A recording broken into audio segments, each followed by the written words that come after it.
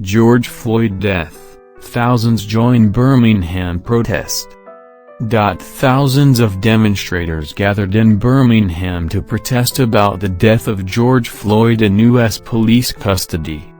Mr. Floyd, an African-American, died on 25th of May when a white police officer continued to kneel on his neck after he pleaded he could not breathe. Thousands of people marched in London on Wednesday after the death sparked global protests against racism. The Birmingham protest started outside the library but later moved through the city to the police's headquarters.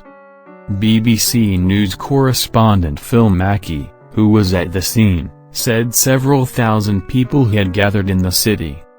Protest organizers UK Isn't Innocent said Britain had a duty to stand in solidarity with the US while exposing the inner workings of racism and police brutality in the UK.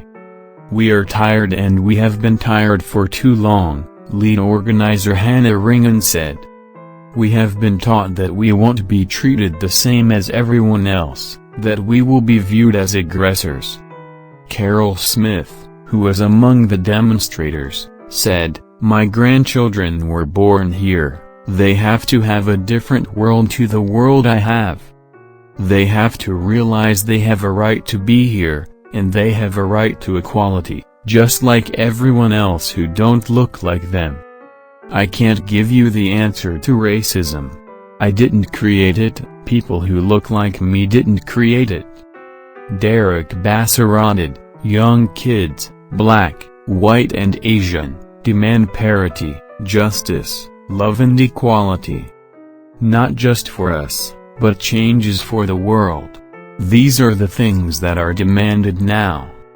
Aston Villa and England defender Tyrone Mings, who was targeted with racist abuse while playing for his country against Bulgaria last year, indicated he would join demonstrators, urging his followers online to stand for what's right. People were originally due to gather in Victoria Square outside the council house, but when it became clear the numbers would be too large it was moved to Centenary Square. Although it was billed as a stand-in demonstration, protesters moved on from the square and marched towards Lloyd House, the headquarters for West Midlands Police, shouting "Justice now" and calling for an end to police brutality. In the past month, the Independent Office for Police Conduct has begun 9 investigations into West Midlands Police connected to alleged excessive use of force on black men and 2 officers have been suspended. Although some people have begun to leave, many more are continuing to arrive. The atmosphere has been good, with whole families coming to express their solidarity with the demonstrators. A handful of police liaison officers have kept a respectful distance and the crowds have remained peaceful.